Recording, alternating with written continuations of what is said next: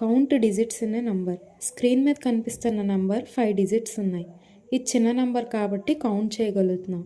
చాలా పెద్ద నంబర్ ఉంది, కౌంట్ చేయడం డిఫికల్ట్ కదా, సో దానికోసం ప్రోగ్రామ్ రాయాలి. ఇక్కడ ఉన్న నంబర్ లాస్ట్ డిజిట్ ఒక్కొక్కటిగా రిమూవ్ చేస్తూ కౌంట్ చేద్దాం. ఎప్పుడైతే నంబర్ 0 అయిపోతుందో అప్పుడు కౌంట్ ప్రింట్ చేద్దాం. ఎన్లో ఒక నంబర్ స్టోర్ అయింది 12,345.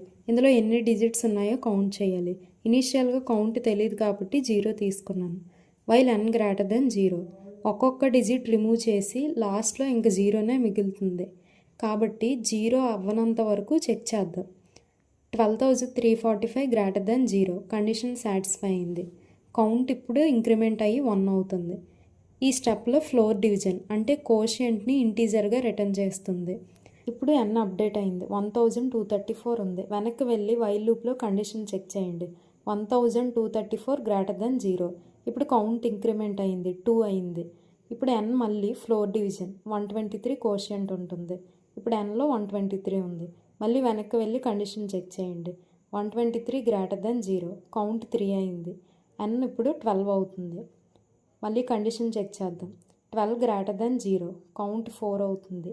n ఇప్పుడు కోషియంట్ 1 ఉంటుంది. 1 చెక్ చేద్దాం. 1 గ్రేటర్ దెన్ 0, కౌంట్ 5 అవుతుంది. n ఇప్పుడు 0. 0ని మళ్ళీ చెక్ చేయండి. While 0 greater than 0, condition false అయింది కాబట్టి బయటకు వచ్చి నంబర్ ఆఫ్ డిజిట్స్ 5 అని ప్రింట్ అవుతుంది.